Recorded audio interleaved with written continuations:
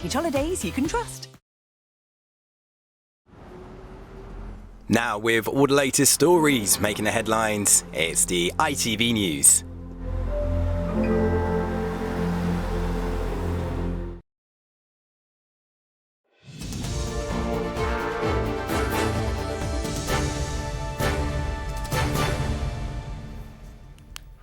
Good evening, I'm Romilly Weeks. New Year travel plans have been ruined for thousands of rail passengers after a tunnel flooded between London and Kent. All of Eurostar's services in and out of St Pancras were cancelled today. A fire control system is being blamed. The disruption has left many travellers out of pocket and out of patience, as Mahathir Pasha now reports. It is yet another day of travel disruption this festive period, this time because Eurostar has ground to a halt. Families were reduced to finding ways of passing time as they awaited updates on their travel fate, only to be told the international rail service cancelled all 41 train services it had scheduled for today. The reason? A flood bursting into a tunnel running beneath the River Thames. The company which operates the track emphasising that engineers have been working all day to remove what they say is an unprecedented volume of water. It is, of course, the last weekend of 2023. People are meant to be travelling in time for New Year's celebrations. Unfortunately, those plans are up in the air for the hundreds of people who have been waiting for hours at St Pancras station today. I'm quite emotional because I'm going to miss putting my grandchildren to bed tonight. It's a little sad because you kind of have an idea of what it's going to be like. Drinks over there, seeing the Eiffel Tower, everything like that, and it not happening is just like kind of soul crushing a little bit. We'd spent a fair bit of time here, and we were looking forward to Paris, and got here, and they're all cancelled. The flooding also disrupted other lines in the UK, and there were similar scenes from across the Channel in Paris. Eurostar said it was extremely sorry for the unforeseen issues impacting customers today and are now encouraging those affected to find out what compensation they may be entitled to online. Back in St Pancras, customers have been forced to drastically change their travel plans. They'll be hoping that their New Year's plans won't have to change as well.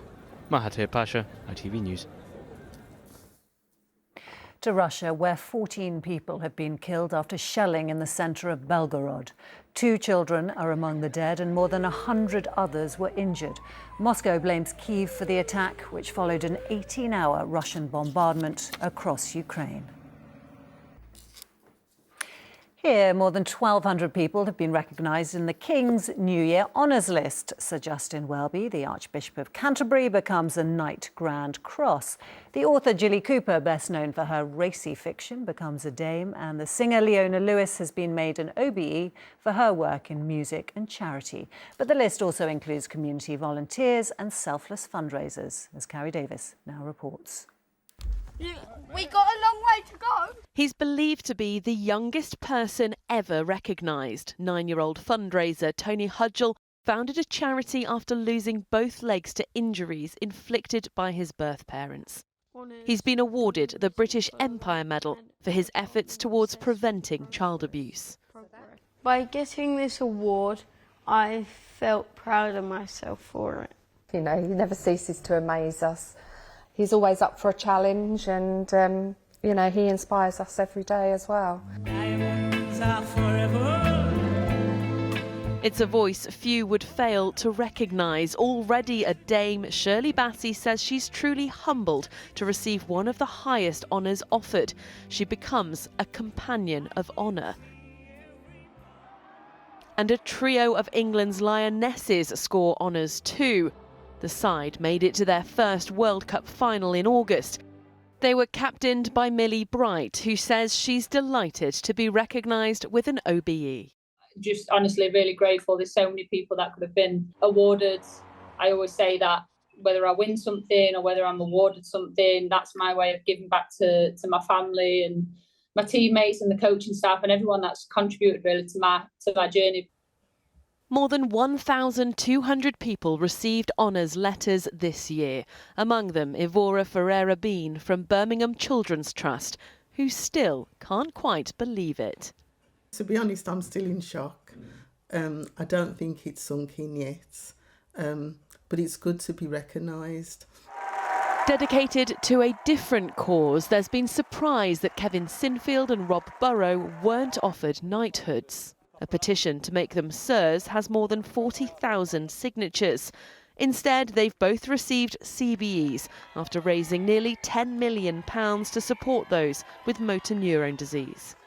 Even though I'm overwhelmed with pride for Rob and for Kevin, I just believe that Kevin actually deserves a knighthood, but not my decision. There is always next year. Famed for their enduring friendship, the pair will hope to collect these awards side by side. Carrie Davis, ITV News. Separately, the resignation honours list of former Prime Minister Liz Truss has also been published. Our political reporter Jasmine Cameron-Chieleshi is here.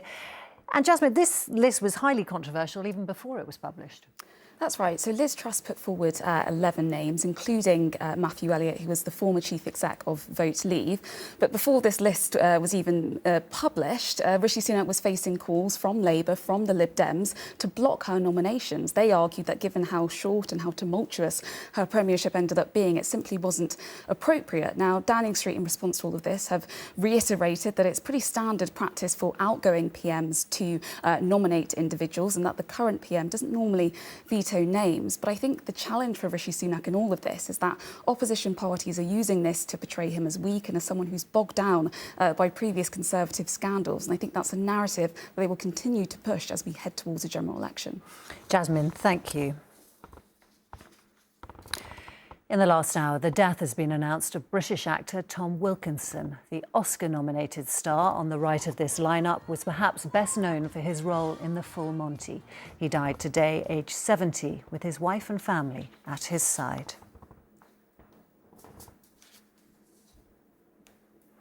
Finally, sport, and two of world football's fiercest rivals faced off today in the Old Firm derby at Celtic Park. Celtic and Rangers have been fighting neck and neck at the top for the Scottish Premiership title.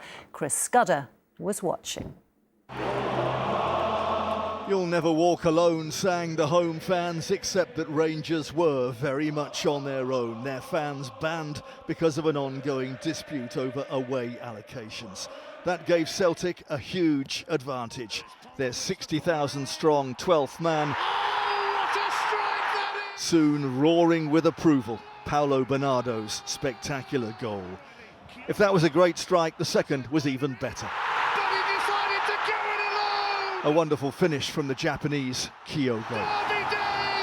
Rangers' woe was compounded by a red card late on for Balogun. But at least they had the final say on a day of great goals. James Tavernier giving the home crowd an anxious finish. Here comes the whistle. Celtic's second win over Rangers this season, a win that leaves them favourites for a 12th Scottish title in 13 seasons. Chris Scudder, ITV News.